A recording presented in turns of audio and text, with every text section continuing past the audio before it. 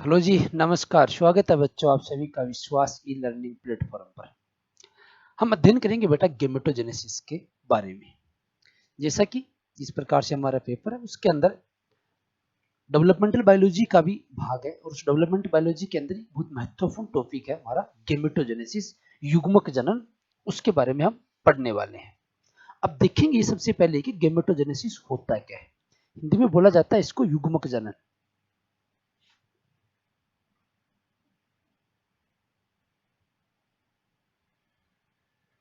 Gametogenesis या युग्मक जनन, सबसे पहले जैसे अपन बात करें ह्यूमन के बारे में, तो मनुष्य के अंदर क्या होता है, सेक्सुअल रिप्रोडक्शन पाया जाता है।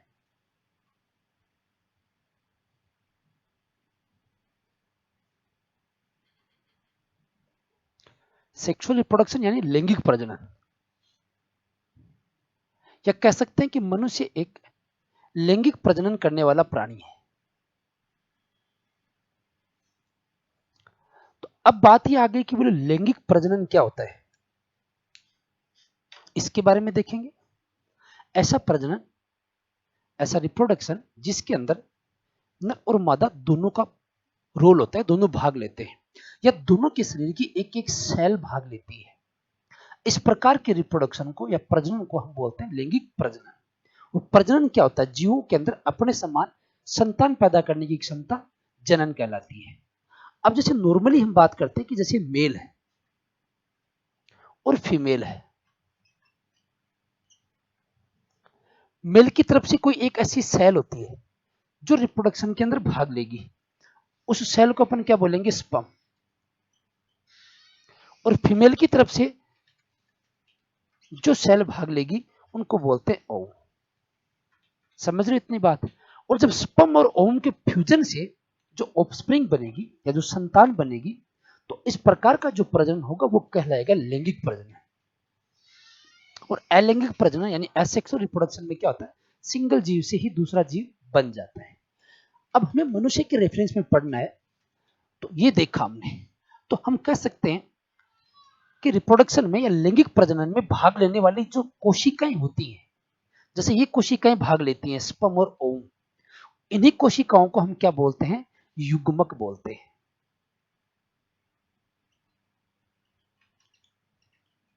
युग्मक या गेमिट, समझ गए। गेमिट क्या, सबसे पहले यानी प्रजनन के अंदर भाग लेने वाली कोशिकाओं को क्या कहा जाता है, युग्मक या गेमिट कहा जाता है। और जो गेमिट निर्माण की प्रक्रिया है, अब हमने यहाँ कह तो दिया बोले स्पर्म है ओवम है, लेकिन इनका फॉर्मेशन कैसे होता है, इनका निर्माण कैसे होता है, तो इनके जो बनने की प्रक्रिया है या युग्मकों के निर्माण की जो प्रक्रिया, उसको अपन बोलेंगे युग्मक जनन। तो पहला पॉइंट लिख लीजिए आप,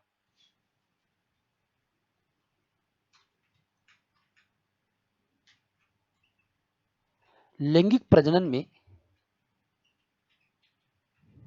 यानी कि सेक्सुअल रिप्रोडक्शन में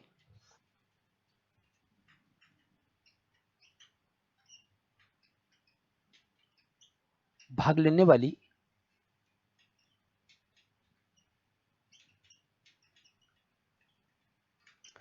कोशिकाओं को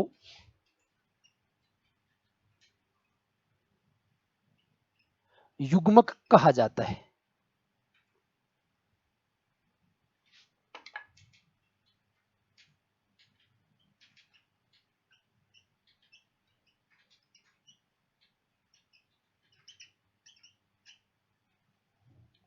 तो पहला पॉइंट समझ में आ गया कि युग्मक किसको कहते हैं, यानी जो शुक्राणु और अंडाणु है वही क्या है, युग्मक है, क्योंकि लैंगिक प्रजनन में यही दो सेल भाग लेती है। अब ये जो युग्मक भाग तो लेते हैं, लेकिन इन युग्मकों के जो बनने की प्रक्रिया है कि इनका निर्माण कैसे होगा, इनका फॉर्मेशन कैसे होगा, ये जो प्रोसेस है ये कहलाती है गेमेटोजेनेसिस, युग्मक जनन।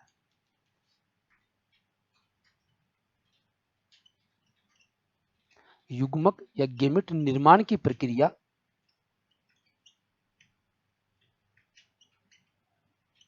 Process of gamete formation,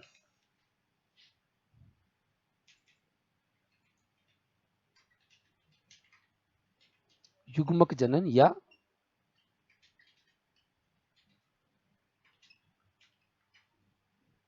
gametogenesis कहलाती है।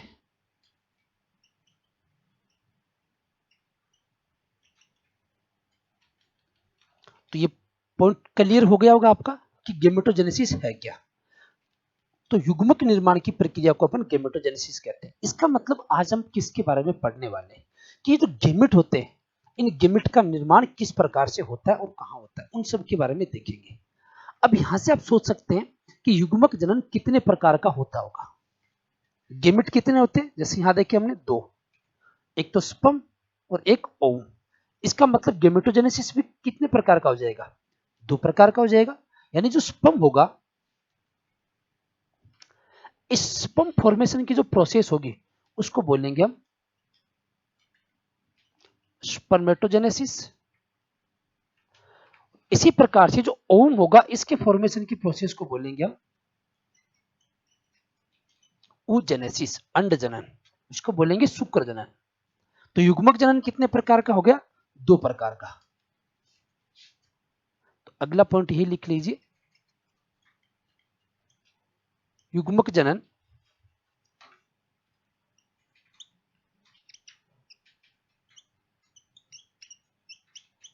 निम्न दो प्रकार का होता है। कौन से दो प्रकार है, ये दोनों प्रकार हो जाएंगे।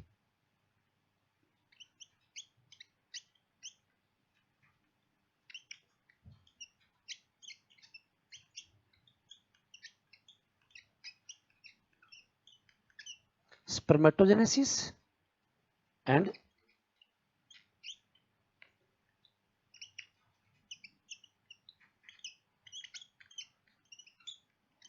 oogenesis।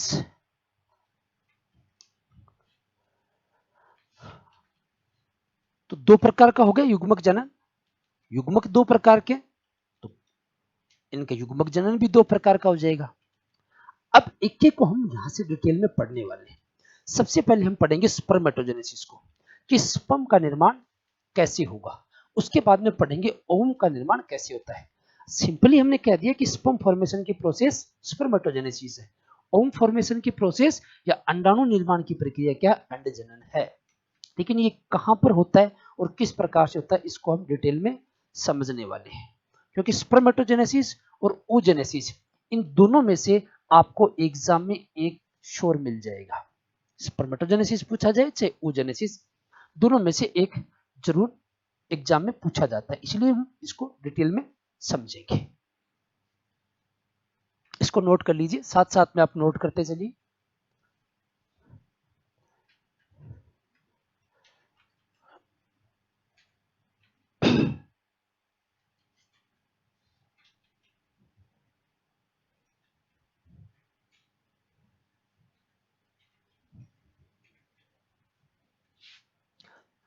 तो हेडिंग डाल लीजिए स्पर्मेटोजेनेसिस।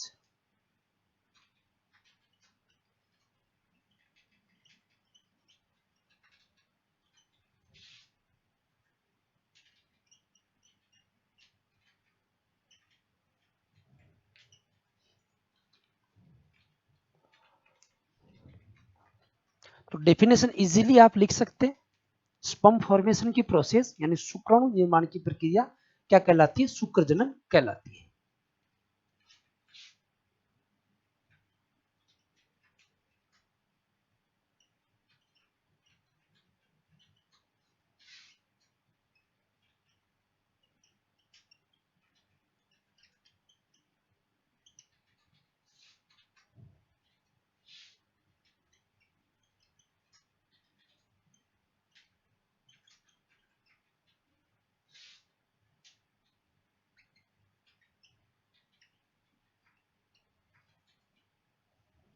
डेफिनेशन हो गई, शुक्राणु निर्माण की प्रक्रिया शुक्र जनन या स्पर्मेटोजेनेसिस कहलाती है।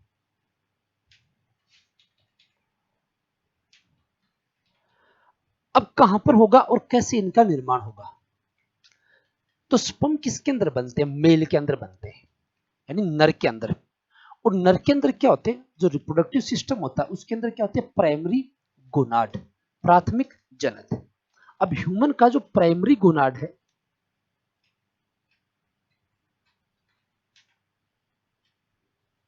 प्राथमिक जनन, वो क्या होता है, वो होता है वृषण, टेस्टिस।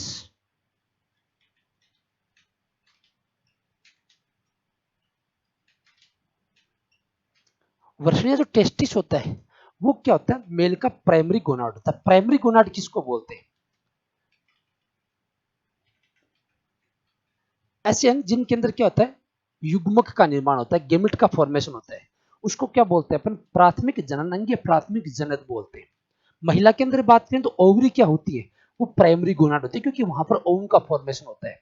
तो प्राइमरी गोनाड क्या होता है, टेस्टिस होता है। और टेस्टिस के अंदर के अपना स्ट्रक्चर देखें, जैसे एक टेस्टिस है,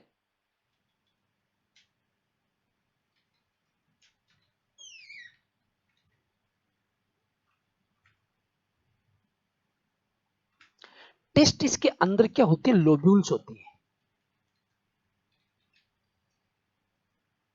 ऐसी पालिकाएं या लोब्यूल होती है। इनका जो नंबर है ऑलमोस्ट 250 के समथिंग होता है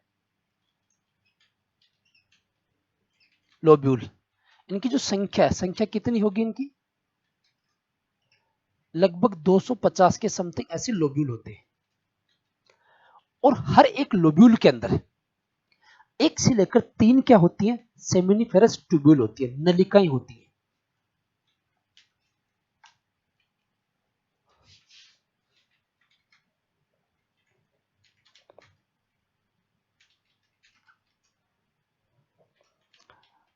हर जो लोब्यूल है उसके अंदर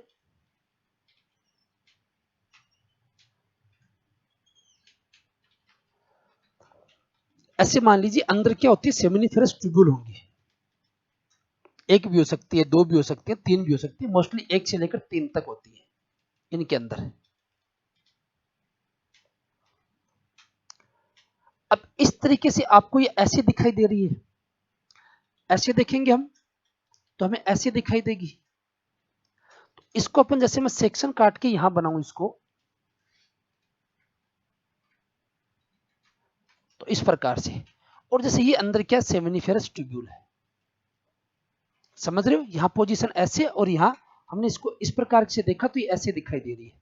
इधर दूसरी सेमिनिफेरस ट्यूब्यूल है, दूसरी सेमिनिफेरस ट्यूब्यूल होगी कोई। इन सेमिनिफेरस ट्यूब्यूल या शुक्र जनन जो नलिकाएं होती है,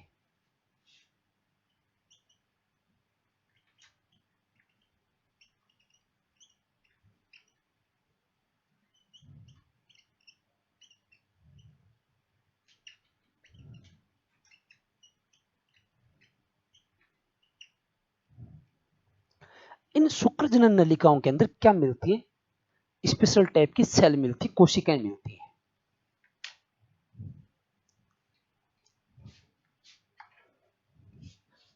जैसे इनके अंदर यहां पर कोशिकाओं की लेयर पाई जाती है, जनन कोशिकाओं के जर्म सेल की।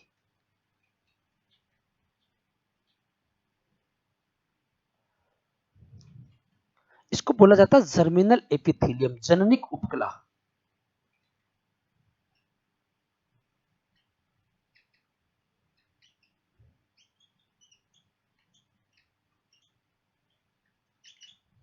जननिक उपकला कोशिकाओं का जो एक लेयर बनता है, स्तर बनता है, क्योंकि कोशिकाएं मिलकर आ गई है, सेल मिलकर क्या बनाती है, टिश्यू बनाएंगी, उत्तक बनेंगी। और ऐसे उत्तक मिलकर जब एक लेयर बनाते हैं, परत बनाते हैं, तो उसको बोलते हैं उपकला उत्तक। जननिक कोशिकाओं के, जनन कोशिकाओं के, तो उसको बोलते हैं जर्मिनल एपिथेलियम, यानी कि जनन कोशिका। इनके बीच बीच में कुछ स्पेशल सेल्स भी मिलती हैं जिनको सर्टोली सेल्स बोला जाता है। अभी हमें इस पर बात करेंगे, ये है जर्म सेल।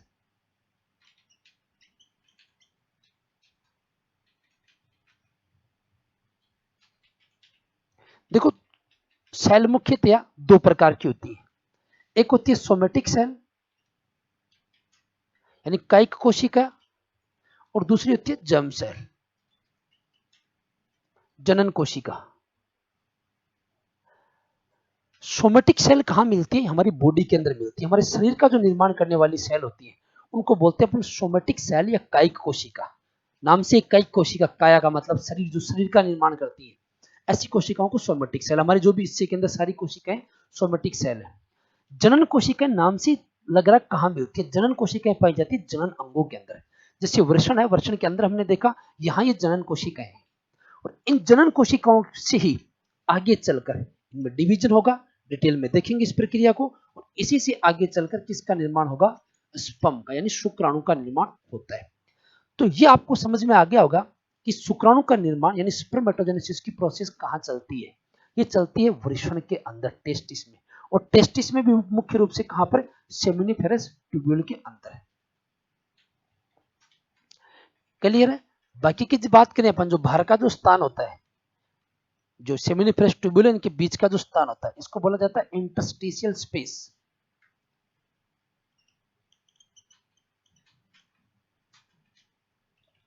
इंटरस्टिशियल स्पेस, अंतराली अवकाश। और इस अंतराली अवकाश के अंदर क्या मिलती है? इंटरस्टिशियल सेल या लीडिंग सेल। और वही लीडिंग कोशिकाएं क्या करती है? मेल हार्मोन का स्राव करती है। लेकिन अभी हमें क्या पढ़ना है? स्पर्मेटोजेनेसिस पढ़ना है, तो हम इसी पर ज्यादा ध्यान देंगे कि स्पर्मेटोजेनेसिस कैसे होता है, किस प्रकार से शुक्राणु का निर्माण होगा। तो ये पता चल गया कि कहां पर होता है। तो मैं यही पॉइंट लिखूंगा जो आपने डिस्कस किया अभी।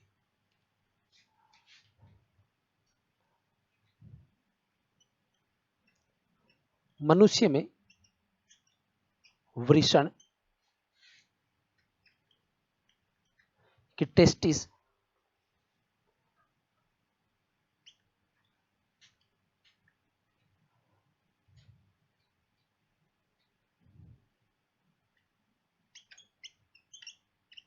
प्राथमिक जनन या जनन अंग है, प्राइमरी गोनाड।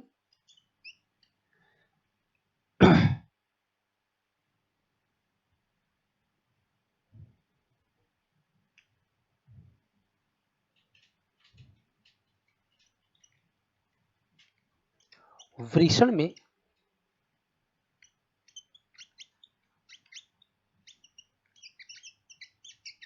सेमिनिफेरस ट्यूब्यूल्स या शुक्र जनन नलिकाएं पाई जाती है,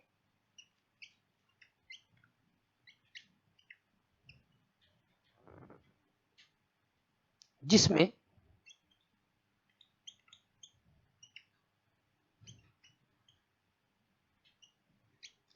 जननिक उपकला या जर्मिनल एपिथेलियम पाई जाती है,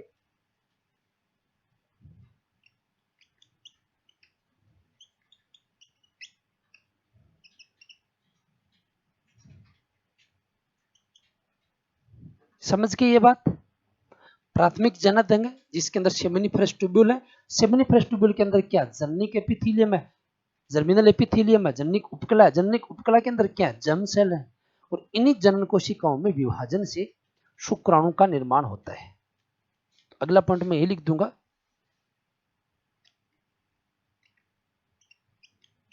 जनन कोशिकाओं या जर्म सेल से ही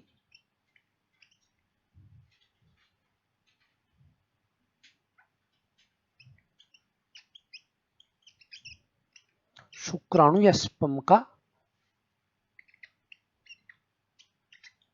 निर्माण होता है। यहां तक कोई प्रॉब्लम नहीं होगी शायद? देख लिया हमने स्पर्मेटोजेनेसिस के टाइप पे बात कर ली। इसके बाद में कि स्पर्मेटोजेनेसिस है क्या, तो स्पर्म निर्माण की प्रक्रिया स्पर्मेटोजेनेसिस कहलाती है। और शॉर्ट में आप लिखना चाहें तो वृषण के अंदर जनन कोशिका से शुक्राणु निर्माण की प्रक्रिया शुक्र जनन कहलाती है, इसे भी लिख सकते हैं। मनुष्य में वृषण प्राथमिक जनन अंग है। प्राथमिक जनन अंग किसको बोलते हैं? जिनमें युग्मक का निर्माण होता है। वृषण में सेमिनिफेरस ट्यूब्यूल पाई जाती है, जिनमें जननिक उपकला पाई जाती है, और जनन कोशिकाओं से शुक्राणु का निर्माण होता है। यानी ये जर्मिनल एपिथेलियम की जो जनन कोशिकाएं हैं, इन्हीं में विभाजन से क्या होता है? शुक्राणुओं का निर्माण होता है। हाँ, बीच बीच में जो सर्टोली सेल्स होती है, ये डेवलपिंग जो स्पर्म होंगे, इनको क्या करती है? न्यूट्रिशन यानी कि पोषण प्रदान करने का काम करती है। चलो यहां तक। अब यहां थोड़ा सा देख लें डायग्रामेटिक की। अब यहां पर जो सेल होंगे, जैसे सेमिनिफेरस ट्यूब्यूल है, सेमिनिफेरस ट्यूब्यूल के अंदर ये सेल डिवीजन करेंगी, बार बार डिवीजन करेंगी, तो ये सेल्स बनाएंगी। इनको बोलेंगे हम स्पर्मेटोगोनिया। क्या बोलेंगे? स्पर्मेटोगोनिया। स्पर्मेटोगोनिया से बाद में आकार में ग्रोथ हो जाती है सेल, उसको बोलेंगे प्राइमरी स्पर्मेटोसाइट। प्राइमरी स्पर्मेटोसाइट है, फिर कन्वर्ट हो जाती है सेकेंडरी स्पर्मेटोसाइट के अंदर। सेकेंडरी स्पर्मेटोसाइट है, वो फिर कन्वर्ट हो जाती है स्पर्मेटिड के अंदर। और स्पर्मेटिड अंत में किस में बदल जाता है? शुक्राणु के अंदर बदल जाता है। इस संपूर्ण प्रक्रिया को हम देखने वाले हैं। तो आपको पता चल गया कि शुक्राणु का निर्माण कहां हो रहा है, यानी स्पर्मेटोजेनेसिस कहां चल रहा है, टेस्टिस के अंदर। टेस्टिस के अंदर भी कहां पर, सेमिनिफेरस ट्यूब्यूल के अंदर। देखते हैं।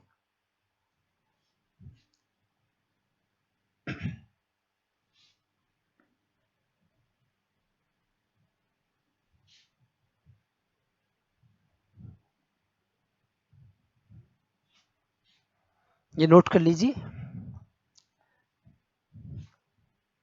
ऐसे समझिए कि टेस्टिस है,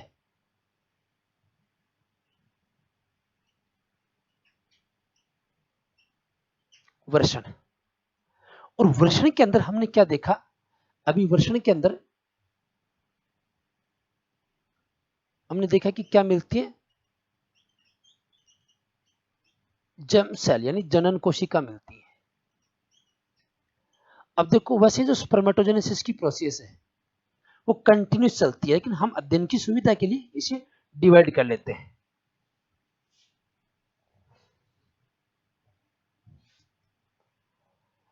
देखेंगे, वही पहले समझते हैं। जनन कोशिका है, जैसे मान लिया कि ये जनन कोशिका है, कोशिका एक सेल है। सामान्य कंडीशन के अंदर सेल कैसी होती है, हैप्लोइड होती है, डिप्लोइड होती है।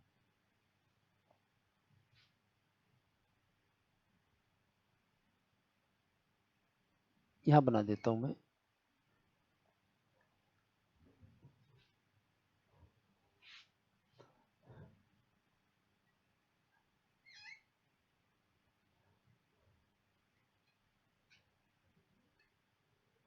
जर्म सेल या जनन कोशिका ही है, ऐसे समझिए।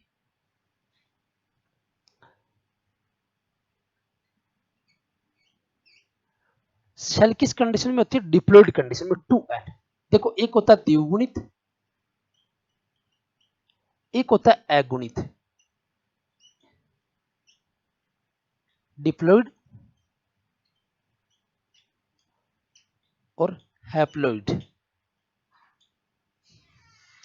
सामान्यतया जैसे निर्माण होता है किसी जीव का, तो शुक्राणु आधे गुणसूत्र शुक्राणु से, आधे अंडाणु से। यानी मनुष्य के संदर्भ में बात करें तो हम सामान्य सेल के अंदर कितने क्रोमोसोम होते हैं, 46।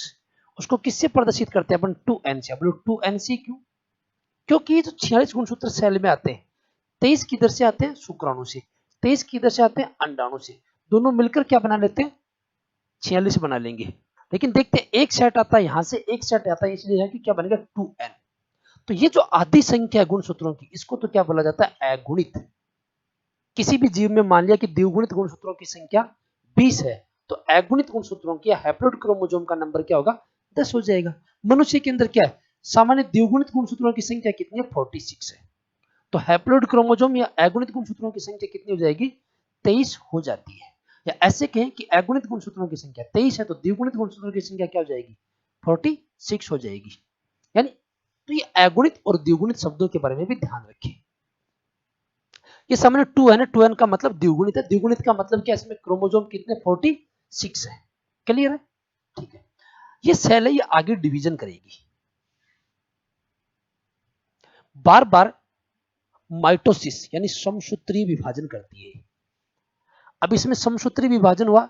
अब विभाजन भी दो प्रकार के, पहले समझ लीजिए, समसूत्री और अर्धसूत्री।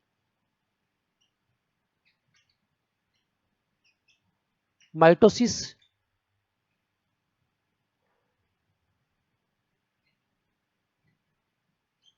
और अर्धसूत्री मियोसिस। देखो, समसूत्री, सम का मतलब सम्मान, सूत्री, सूत्र किससे बना, सूत्र से, मतलब गुणसूत्र से। ऐसी कोशिका, मान लिया इसमें 46 है क्रोमोसोम, इसमें डिवीजन हुआ तो एक कोशिका से कितनी कोशिका बनेंगी, दो कोशिका बनेंगी। यदि बनने वाली दोनों कोशिकाओं में भी गुणसूत्रों की संख्या अपनी मातृ कोशिका, अपनी पेरेंटल सेल है, अपनी पैतृक कोशिका है, उसके यदि बराबर है, तो ऐसे विभाजन को अपन क्या बोलेंगे, समसूत्री विभाजन। नाम से समसूत्री, यानी बनने वाली दोनों कोशिकाओं में भी गुणसूत्रों की संख्या क्या होगी, समान होगी। ठीक है, तो ऐसे विभाजन को बोलेंगे समसूत्री या माइटोसिस। लेकिन हमने कहा कि यहाँ 46 और बनने वाली कोशिकाओं में गुणसूत्रों की संख्या क्या हो गई, हाफ हो गई, आधी हो गई। नाम से यह अर्धसूत्री गुणसूत्र क्या हो जाते हैं, आधे हो जाते हैं। यानी जहां बनने वाली पुत्री कोशिकाओं में गुणसूत्रों की संख्या अपनी पैतृक कोशिका से आधी हो जाती है। इस प्रकार के विभाजन को क्या बोलेंगे, पर अर्धसूत्री विभाजन। या सीधा ऐसे कह सकते हैं कि अर्धसूत्री विभाजन से बनने वाली कोशिकाओं में गुणसूत्रों की संख्या आधी हो जाती है। समसूत्री या माइटोसिस के अंदर बनने वाली सेल्स में या कोशिका में गुणसूत्र यानी क्रोमोसोम का नंबर सेम बना रहता है। तो यहां होगा समसूत्री विभाजन, माइटोसिस। ठीक है, तो एक कोशिका से क्या बन गई, दो बन गई। ये अंदर लिख देता हूं मैं, द्विगुणित है।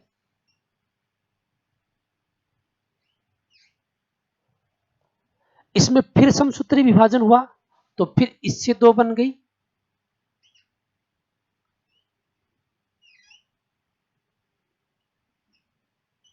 टू एन, इससे दो बन गई, टू एन। यही इधर इसमें समसूत्री विभाजन हुआ, इससे दो बनी, समसूत्री हुआ तो जितने गुणसूत्र इसमें उतने इसमें हो जाएंगे।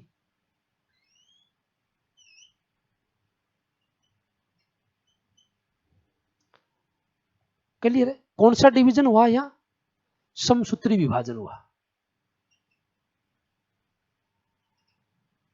माइटोसिस या समसूत्री विभाजन।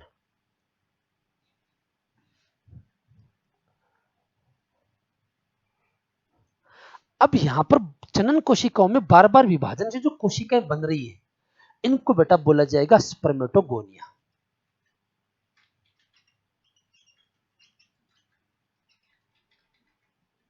क्या बोला जाएगा, स्पर्मेटोगोनिया।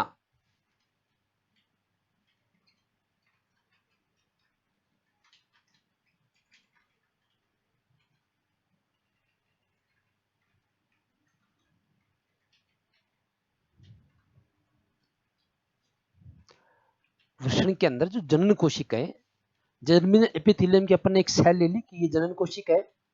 इस जनन कोशिकाओं में बार बार समसूत्री विभाजन से किसका निर्माण होता है, स्पर्मेटोगोनिया का निर्माण होता है।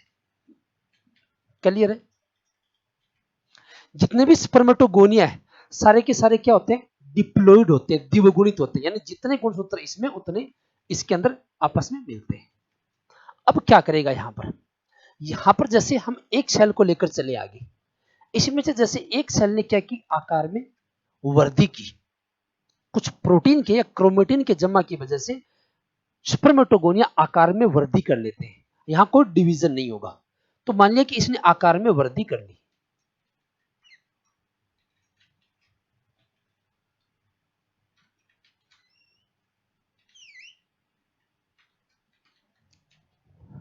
आकार में वृद्धि कर ली, क्योंकि डिवीजन कोई हुआ नहीं तो ये भी कैसा रहेगा, डिप्लॉइड ही रहेगा, द्विगुणित ही रहता है। अब जो आकार में वृद्धि की है इसको अपन बोलेंगे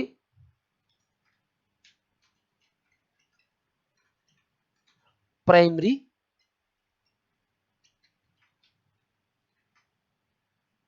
स्पर्मेटोसाइट। हिंदी में भी लिख देता हूं साथ में, प्राथमिक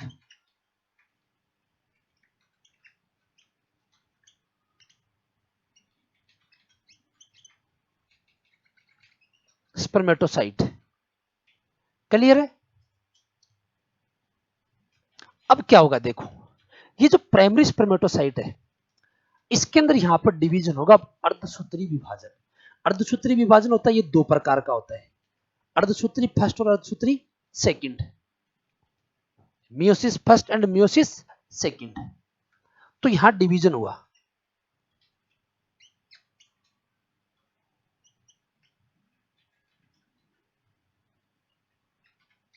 मियोसिस फर्स्ट हुआ, अर्धसूत्री फर्स्ट विभाजन हुआ, तो कोशिकाएं तो दो बनेंगी।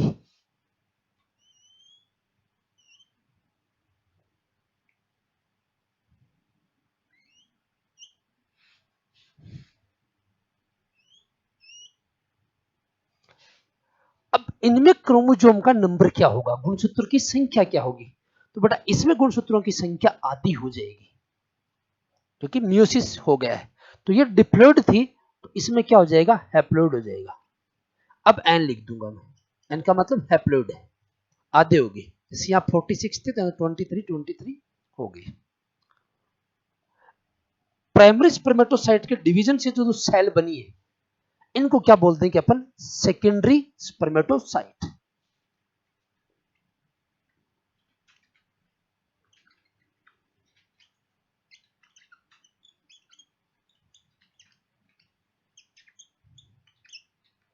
क्या बोला, सेकेंडरी स्पर्मेटोसाइट यानी द्वितीयक स्पर्मेटोसाइट, इनको बोलते हैं कि द्वितीय स्पर्मेटोसाइट। अब द्वितीय स्पर्मेटोसाइट है, इसके अंदर फिर विभाजन होगा लेकिन इस बार होगा अर्धसूत्री सेकंड। हमने पढ़ा कि मियोसिस यानी अर्धसूत्री, ये भी दो प्रकार का होता है, मियोसिस फर्स्ट और मियोसिस सेकंड। हालांकि मियोसिस सेकंड जो होता है ये समसूत्री विभाजन के समान ही होता है। जैसे समसूत्री विभाजन में गुणसूत्र की संख्या जितनी होती है पैतृक कोशिका में उतनी पुत्री में आती है, तो अर्धसूत्री सेकंड में भी जितने क्रोमोजोम पैतृक कोशिका में पुत्री कोशिका में या जो ऑफस्प्रिंग होगा उसके अंदर उतनी आएंगे। यानी कहने का मतलब है कि समसूत्री विभाजन के समान होता है सेकंड वाला। इसके अंदर यहां डिवीजन हुआ, दो सेल बनी, इसमें डिवीजन हुआ, दो सेल बनी। अब देखिए यहां पर होगा वो होगा मियोसिस सेकंड,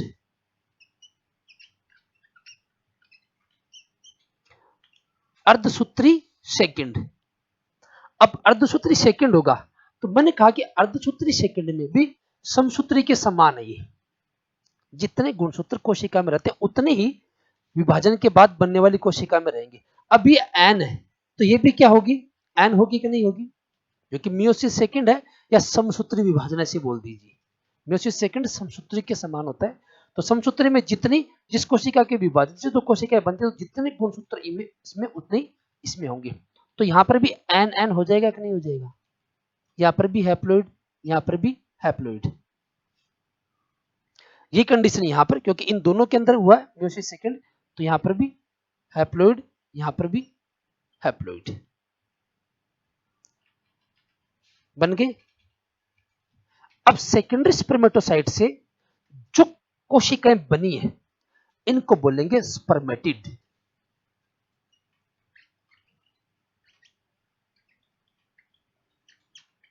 स्पर्मेटिड्स, शुक्राणु पूर्व कोशिका या शुक्राणु परसू हिंदी में बोल देते हैं, या स्पर्मेटिड ऐसे लिख सकते हो आप।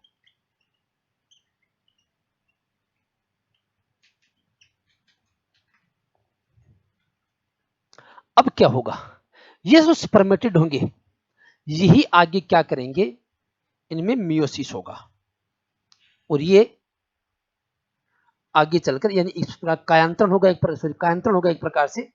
कायांतरण से ये किसका निर्माण कर लेते हैं, ये शुक्राणु का निर्माण कर लेते हैं।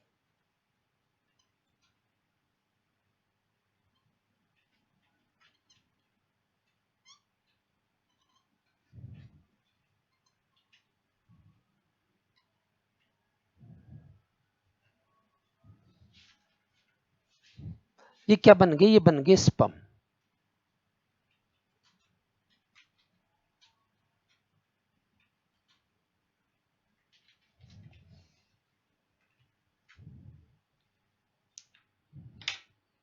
आगे होगी बात समझ में कि कैसे स्पर्मेटोजेनेसिस के दौरान किस प्रकार से स्पर्म का फॉर्मेशन होता है।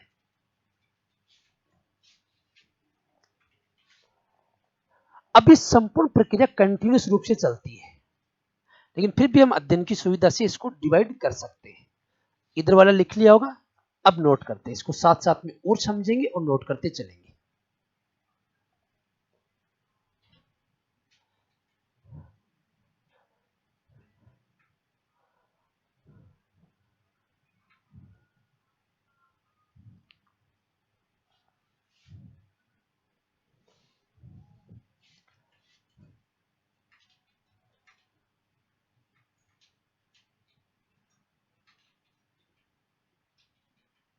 स्पर्मेटोजेनेसिस या शुक्र जनन एक सतत प्रक्रिया है, एक कंटिन्यूस प्रोसेस है, लेकिन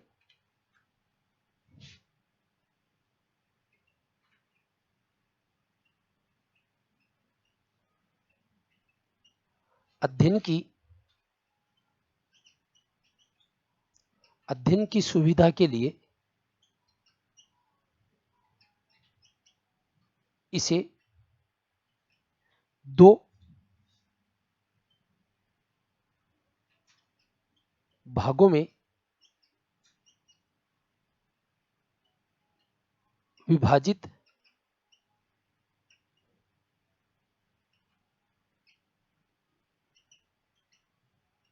किया जा सकता है। इसे दो भागों में विभाजित किया जाता है।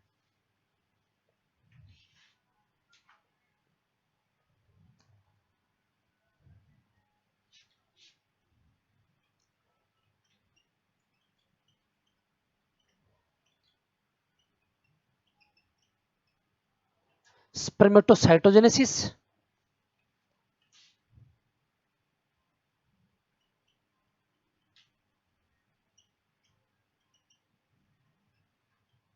और स्पर्मियोजेनेसिस।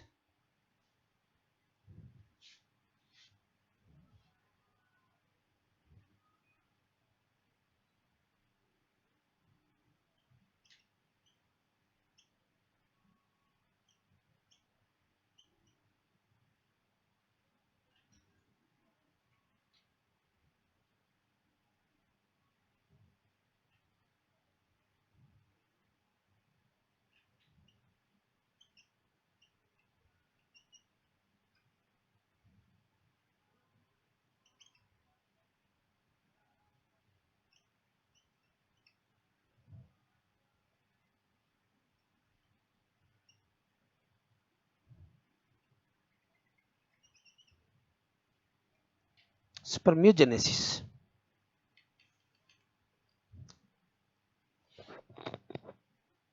या शुक्र कायांतरण भी बोल देते हैं इसको, शुक्राणु कायांतरण भी, आगे देखेंगे इसको। नोट करते चलिए, इनको नोट कर लीजिए आप।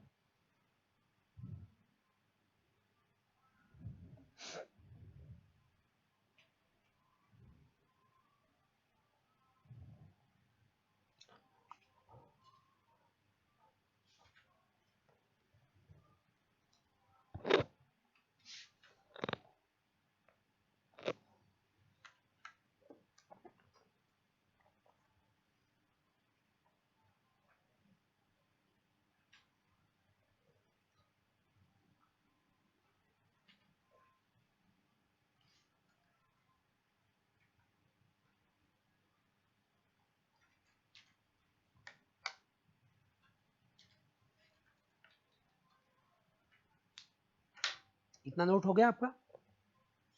चलो अब आगे समझते हैं कि कंटिन्यूस प्रोसेस है, लेकिन अध्ययन की सुविधा के लिए अपन दो पार्ट में इसको डिवाइड कर सकते हैं, स्पर्मेटोसाइटोजेनेसिस और स्पर्मियोजेनेसिस।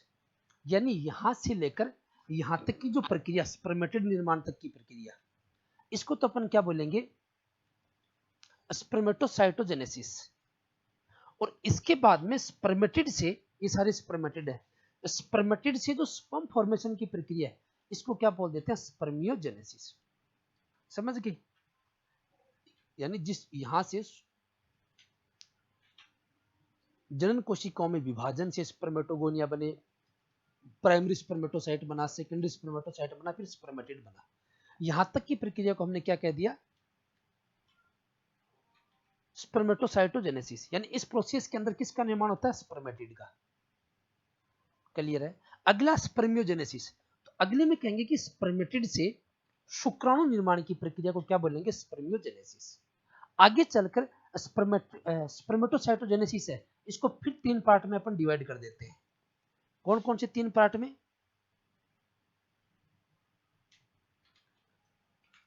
सबसे पहले लिखेंगे मल्टीप्लेक्शन फेज,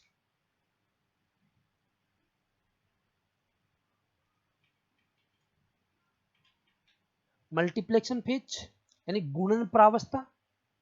दूसरे डिवाइड करेंगे ग्रोथ फेज,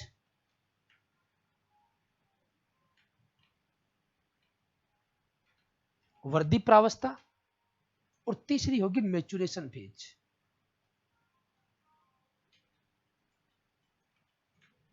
परिपक्वन प्रावस्था। स्पर्मेटोसाइटोजेनेसिस को फिर 3 पार्ट में डिवाइड कर दिया, मल्टीप्लेक्शन फेज, ग्रोथ फेज और मैच्योरेशन फेज। अब कैसे, यहां से लेकर यहां तक की प्रक्रिया को हमने क्या बोला, स्पर्मेटोसाइटोजेनेसिस। अब इसको भी अपने 3 पार्ट में डिवाइड कर दिया। देखो यहाँ जर्म सेल थी, जर्म सेल से बाद में क्या हुआ, माइटोसिस हुआ, समसूत्री विभाजन हुआ, तो बार बार कोशिका अपनी 2 से 4, 4 से 8, 8 से 16 इस प्रकार से बनती चलेगी। तो लगातार कोशिकाएं मल्टीपल हो रही कि नहीं हो रही है, ये लगातार कोशिकाओं की संख्या गुणात्मक रूप से बढ़ रही कि नहीं बढ़ रही है। इसलिए ये यहां से लेकर यहां तक की जो प्रोसेस है, ये जो प्रक्रिया है, इसी को बोलते हैं अपन मल्टीप्लेक्शन फेज, यानी गुणन प्रावस्था।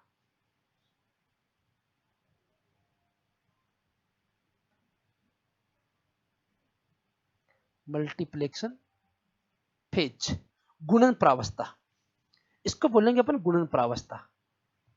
क्लियर है। गुणन प्रावस्था के अंदर क्या होता है, बार बार डिवीजन होगा, डिवीजन होने से स्पर्मेटोगोनिया का निर्माण होता है। इस अवस्था में क्या हुआ, कोई डिवीजन हुआ नहीं हुआ, बल्कि यहां क्या हुआ, ओनली यहां क्या हुआ, ग्रोथ हुई है, वृद्धि हुई है। इसलिए इस फेज को क्या बोल देते हैं अपन, जहां पर वृद्धि हो रही है, इसको बोलेंगे ग्रोथ फेज, वृद्धि प्रावस्था। और जो यहां पर बची है, इसको बोलेंगे अपन मैच्योरेशन फेज, परिपक्वन प्रावस्था। तो स्पर्मेटोसाइटोजेनेसिस को फिर 3 पार्ट में, तीनों को अपने एक साथ क्या बोल दिया, स्पर्मेटोसाइटोजेनेसिस।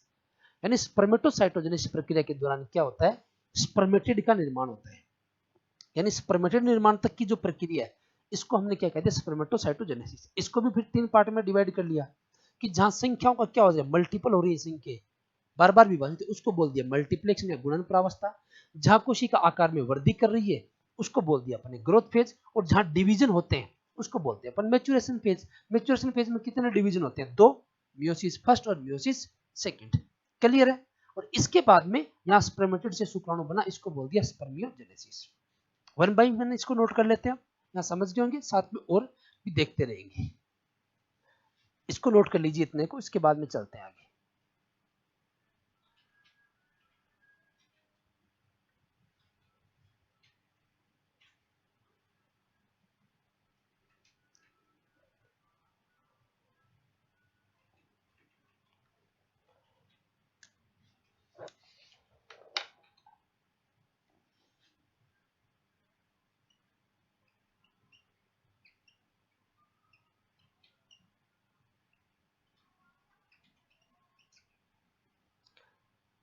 पहली प्रावस्था स्पर्मेटोसाइटोजेनेसिस, पहले इसको समझेंगे। तो क्या हुआ,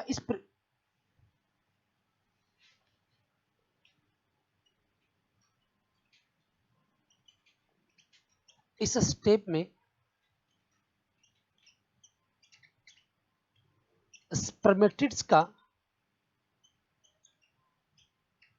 निर्माण होता है।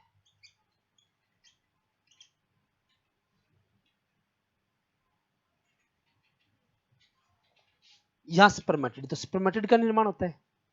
इसको कितने भागों में विभाजित कर दिया, 3 भागों में।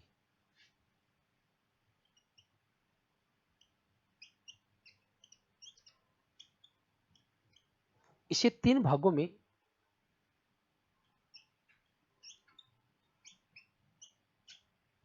विभाजित किया जा सकता है।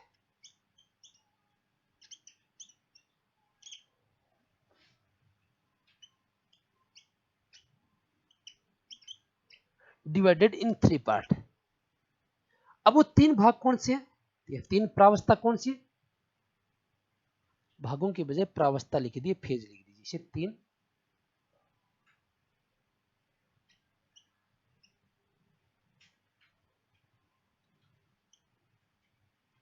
इसे 3 प्रावस्थाओं में विभाजित किया जा सकता है, डिवाइडेड इन 3 फेज। वो पहली फेज कौन सी आ जाएगी, यहां पर ए लगा के एवं लिख दीजिए मैंने, मल्टीप्लेक्शन फेज।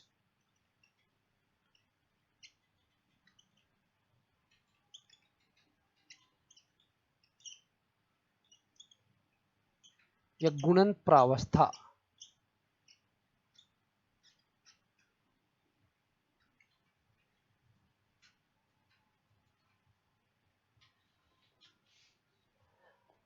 क्या हो रहा है मल्टीप्लेक्शन फेज में? इस प्रावस्था में बार बार समसूत्री विभाजन से स्पर्मेटोगोनिया का निर्माण होता है।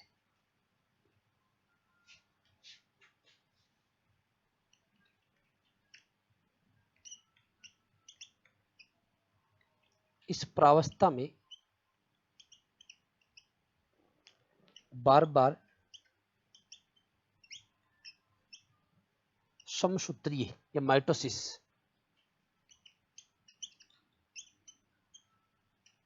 समसूत्री विभाजन से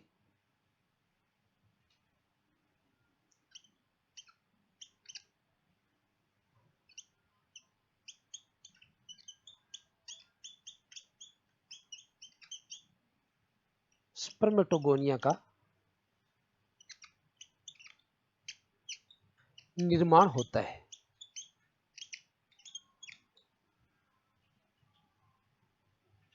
यानी इस अवस्था में कोशिकाएं संख्यात्मक रूप से गुणात्मक रूप से बढ़ रही हैं, 2 से 4, 4 से 8, 16, 32 इस प्रकार से।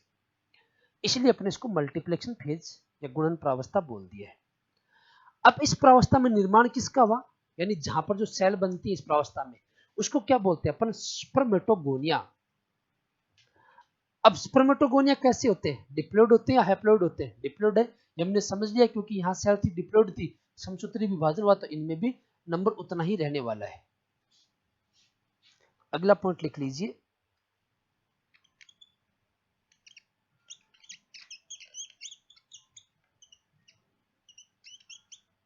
स्पर्मेटोगोनिया द्विगुणित या डिप्लॉइड होते हैं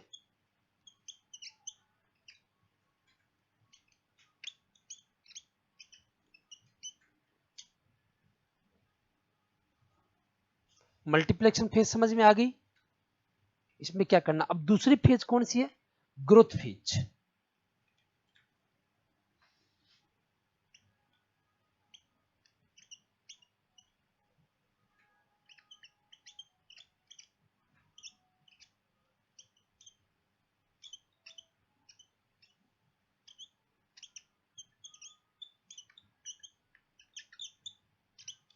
वृद्धि प्रावस्था। क्या इस अवस्था में कोई डिवीजन हुआ? नहीं हुआ। ओनली इस अवस्था में क्या हुआ? स्पर्मेटोगोनिया क्या करता है? आकार में वृद्धि करता है।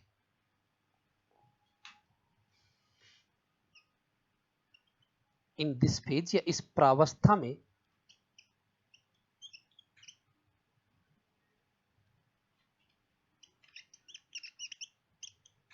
स्पर्मेटोगोनिया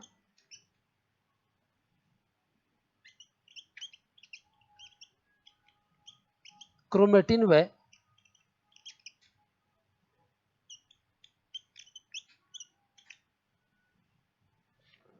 कुछ प्रोटीन को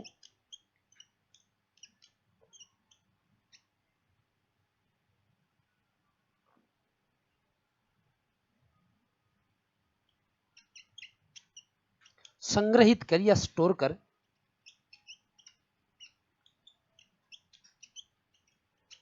आकार में वृद्धि करता है।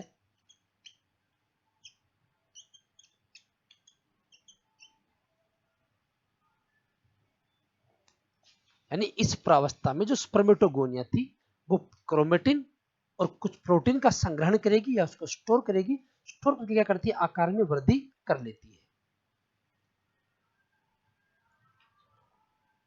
इस प्रावस्था में बनने वाली सेल, इस प्रावस्था में किसका निर्माण होता है? प्राइमरी स्पर्मेटोसाइट का। यानी इस अवस्था में बनने वाली कोशिका या जो सेल है वो क्या कहलाएगी? प्राथमिक स्पर्मेटोसाइट या प्राइमरी स्पर्मेटोसाइट। नोट कर लिया होगा आपने। आगे चलते,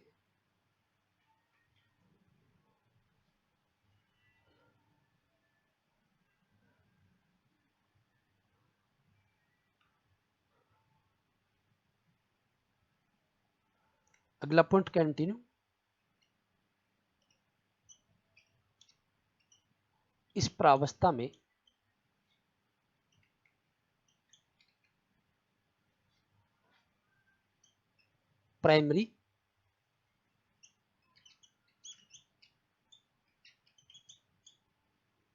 प्राइमरी स्पर्मेटोसाइट का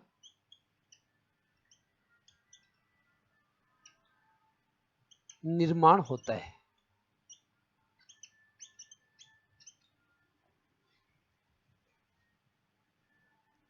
यानी जो सेल बनी यहां पर उसको क्या बोला आपने? प्राथमिक स्पर्मेटोसाइट। प्राथमिक स्पर्मेटोसाइट अगुणित है या द्विगुणित है? ये भी क्या होती है? द्विगुणित होती है, डिप्लॉइड होती है। तो ये भी लिख लीजिए।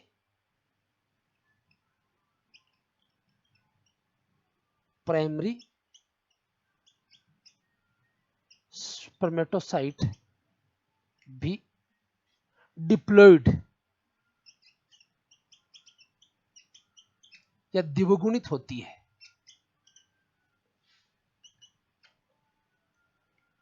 इस प्रावस्था में कोई विभाजन नहीं होता है।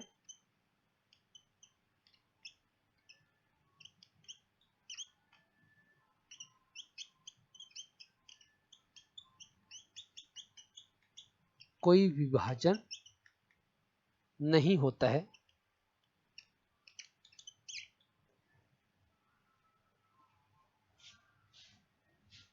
यहां तक की बात हो गई। अब आगे अपन लिखेंगे मैच्योरेशन फेज के बारे में।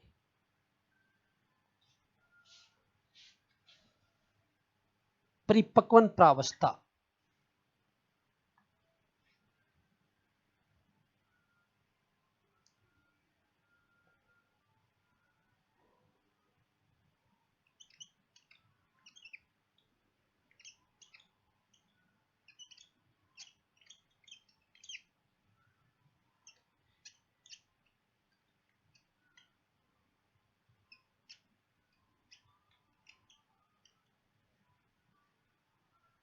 इस प्रावस्था को भी अपन दो पार्ट में डिवाइड कर लेते हैं, प्रथम परिपक्वन प्रावस्था और द्वितीय परिपक्वन प्रावस्था।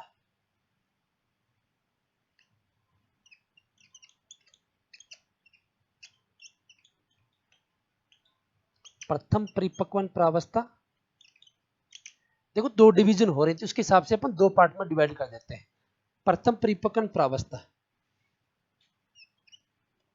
देखिए इस प्रावस्था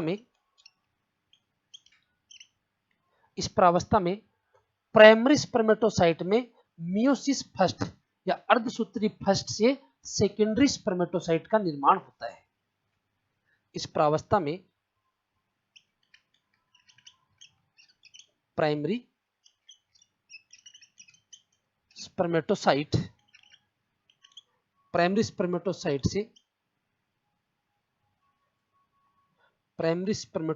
में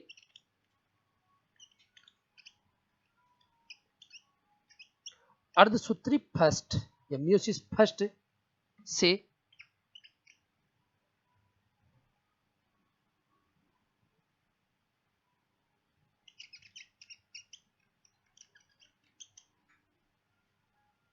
सेकेंडरी स्पर्मेटोसाइट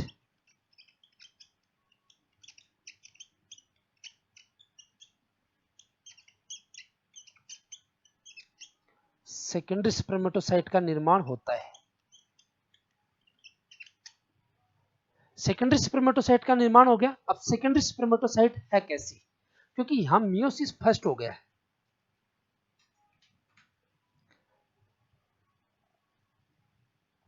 तो कोशिकाएं कैसी होगी? हैप्लोइड होगी, क्योंकि यहां डिप्लोइड थी, मियोसिस हुआ तो क्या होगी? हैप्लोइड। अगला पॉइंट ये लिखना, सेकेंडरी स्पर्मेटोसाइट अगुणित होती हैं।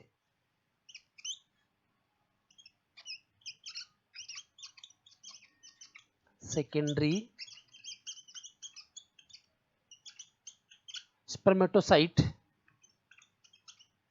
अगुणित का मतलब गुणसूत्र आधे हो जाएंगे। अगुणित होती है।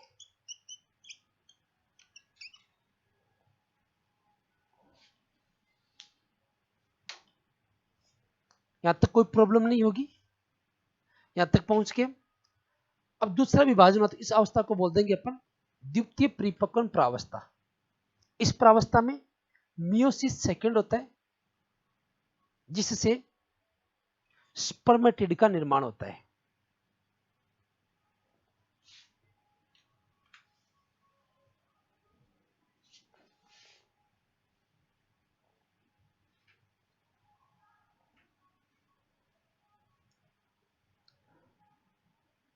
दूसरा पार्ट इसका द्वितीय,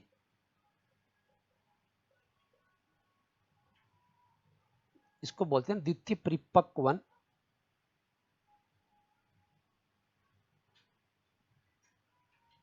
प्रावस्था।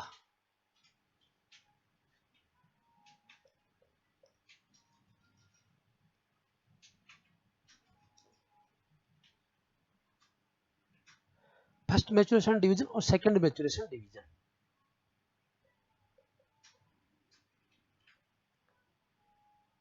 इस प्रावस्था में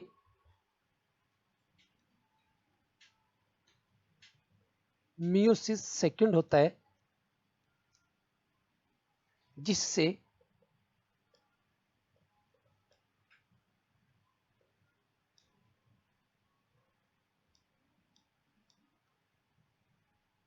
स्पर्मेटिड्स का निर्माण होता है। स्पर्मेटिड्स का निर्माण होता है। स्पर्मेटिड कैसे होते हैं? अगुणित होते हैं, द्विगुणित होते हैं, ये भी अगुणित होते हैं। स्पर्मेटिड्स भी अगुणित यानी हैप्लोइड होते हैं।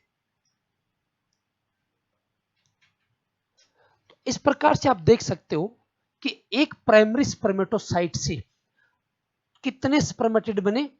4 स्पर्मेटिड बनते हैं। एक प्राइमरी स्पर्मेटोसाइट से कितने स्पर्मेटिड बने? 4। अब आपसे कोई पूछे कि मान लिया कि 25 प्राइमरी स्पर्मेटोसाइट है, 25 प्राइमरी स्पर्मेटोसाइट है, उससे बनने वाले स्पर्म की संख्या कितनी होगी? तो कितनी हो जाएगी? 100, क्योंकि 1 से 4 बनती है तो 25 से क्या बन जाएंगी? 100। तो ए पॉइंट भी लिख सकते हो आप, यानी एक प्राइमरी प्राथमिक स्पर्मेटोसाइट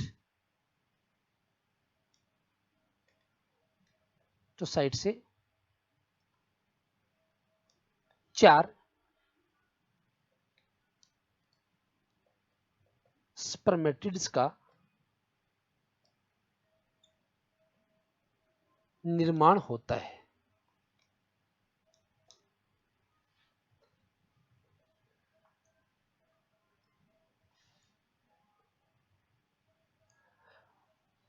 तो यहां तक हमारी क्या होगी? जो फर्स्ट स्टेप थी स्पर्मेटोसाइटोजेनेसिस, वो कंप्लीट हो गई।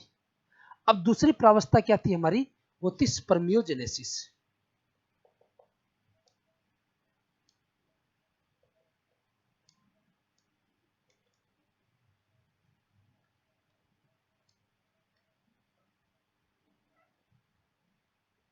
स्पर्मियोजेनेसिस या शुक्राणुकायंत्रण भी बोलते हैं इसको।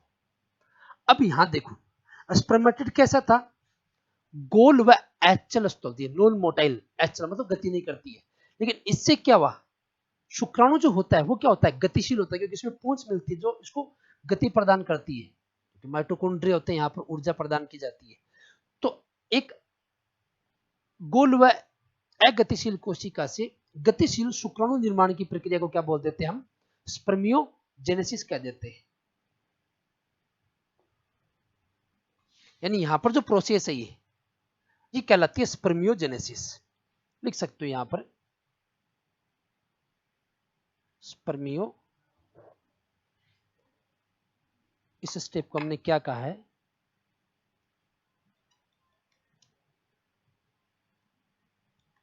स्पर्मियोजेनेसिस। तो ये पॉइंट लिखेंगे अब।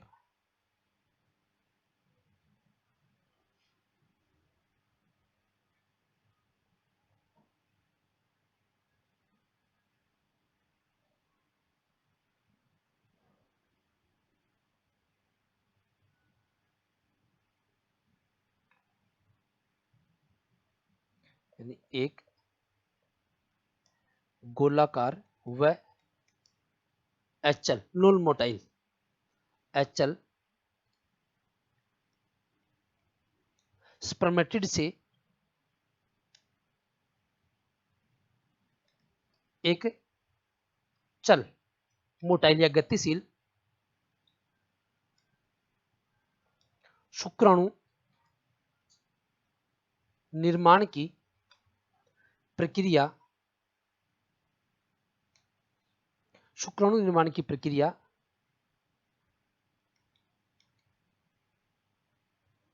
स्पर्मियोजेनेसिस कहलाती है। स्पर्मेटिड से स्पर्म निर्माण की, सिंपल समझो तो स्पर्मेटिड से शुक्राणु निर्माण की प्रक्रिया क्या कहलाएगी? स्पर्मियोजेनेसिस। अब स्पर्मेटिड अगुणित थे, मतलब इसमें अगुणित का मतलब यहाँ गुणसूत्र की संख्या 23 है, तो शुक्राणु में भी कितनी होगी? 23 ही तो होगी। ये भी क्या होंगे? अगुणित ही होते हैं। तभी शुक्राणु और अंडाणु में गुणसूत्रों की संख्या क्या मिलती है? 23 मिलती है। वो इस प्रकार के डिवीजन से डिपेंड करता है। अर्धसूत्री जो विभाजन होगा वो आपको जनन अंगों के अंदर ही देखने को मिलेगा। बाकी की जितनी भी सेल होंगी उनमें समसूत्री मिलता है, लेकिन जनन अंगों के अंदर क्या मिलता है? अर्धसूत्री विभाजन मिलता है। तो इसीलिए यहाँ पर गुणसूत्रों की संख्या आदि हो जाती है।